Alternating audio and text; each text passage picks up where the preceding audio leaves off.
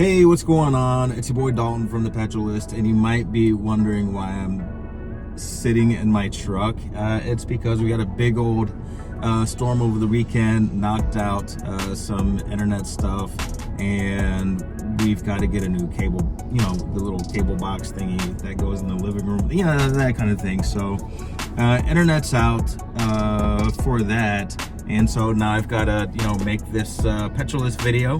It's Monday, got to do it, rain or shine, literally. So this is on my iPhone. I'm clearly in my truck. So let's go ahead and get started.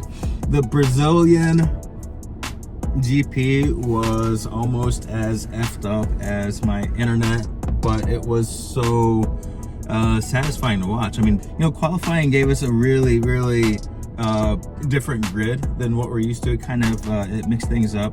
We have Norris in P1, we had Russell P2. Get this, Tsunoda qualified in P3. Amazing to see different drivers up there in the grid, and the Brazilian GP really gave everyone a chance to see the different levels of talent, both with the setup of the cars and with the drivers who are behind the wheel. Also, we got to see the adaptability of Formula One and the FIA and getting the qualifying to go off on the same day as the race.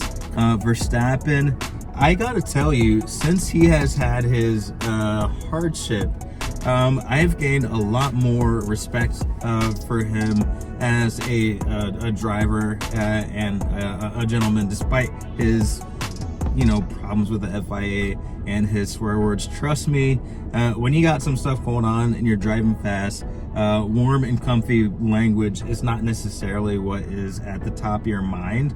But let's just get into the race. We had a bunch of DNFs that we'll talk about as well, but let's get into it. Okay, the drama started before the race even kicked off.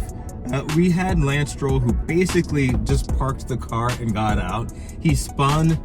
He could have, made the decision to not drive into the gravel, but he did that anyway, popped out of the car. I'm sure he had the martini all set up by the time he got to the paddock.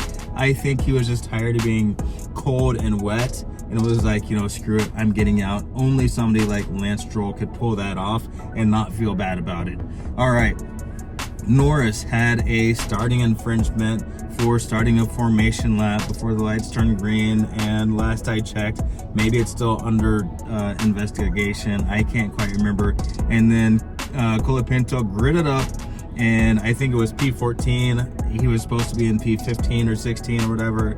At this point, it was an absolute yard sale, and folks were just waiting for the race to start. So lap one, George Russell takes the lead. Amazing showmanship and driver skill by George Russell. As a matter of fact, this is one of the few races where I was just like, Russell really drove like a badass.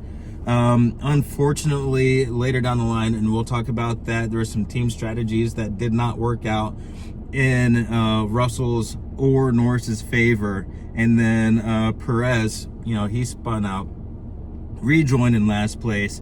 But by lap 2, and I gotta say this, Verstappen is up to P10, and I think that was absolutely amazing. Great drive by him. Let's get on to lap 29. George Russell and Norris come in because the enters were wearing down. I think they either went to full wets or a fresh set of enters, but that decision did not age well. George Russell was fuming because he wanted to stay out. Norris wanted to come in. Didn't matter. They both came in, and then by lap 31, a safety car came out, meaning that everyone got to come in, change their tires for free, no time penalty. And these two gentlemen who were driving their hearts out ended up losing track position, and they lost it permanently. There was no coming back from that. And you know what? That is unfortunately how racing goes. Now, lap 34, Norris had a huge off. and a borderline unsafe rejoin to the track. I think he almost ran into Russell at that point. Here's the thing. It is completely forgivable. Did you see the weather? I mean, it was completely forgivable that Norris had an off. That was difficult driving. But guess what? At the end of the day, the champion driver, Max Verstappen, he didn't have an off.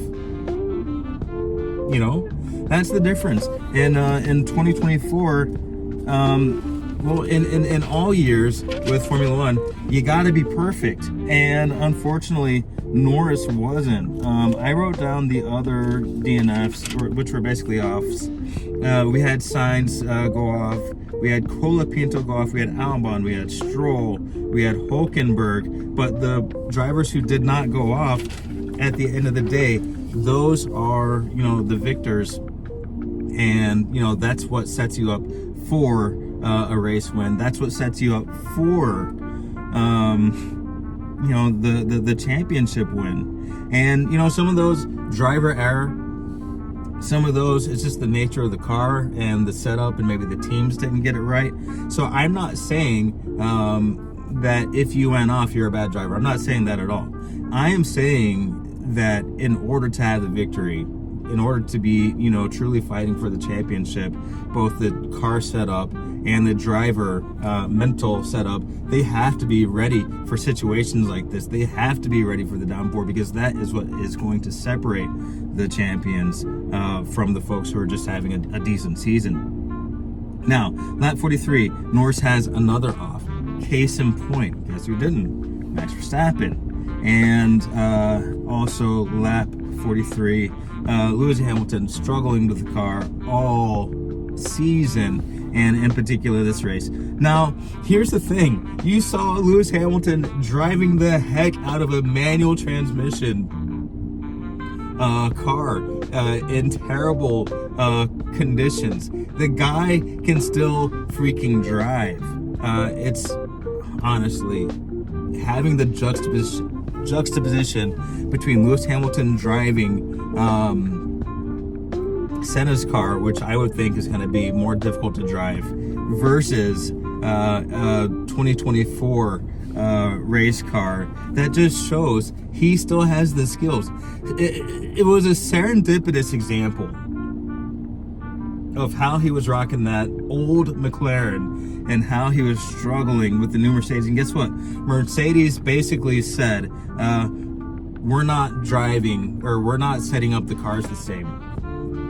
I feel like every single week, Mercedes has come up with some sort of excuse for why Lewis Hamilton why his car is set up differently. I think this is the best one that they've come up with. We're not driving on the same settings, and, you know, these races that we've got left, these 4 races, we're learning. I mean, guys, you've been learning since freaking 2022. By now, you have a bachelor's degree in how to lose. So, whatever. But I gotta give it to him. By far, the most, I guess, agreeable, the best way of saying that we're effing with Hamilton's car. If you weren't listening carefully, you might think, oh, they're just researching. But if that's the case, why is George Russell finishing so well and Lewis Hamilton's car is bouncing? It's got the original porpoising problems that they had earlier on. Whatever. And, you know, Alpine with a double podium. Freaking amazing work. Tsunoda finishing way ahead of Perez. In my opinion, it's got to be either Lawson or Tsunoda who is replacing Perez. I'm gonna say put Tsunoda. I'm gonna say put Tsunoda in Perez's spot.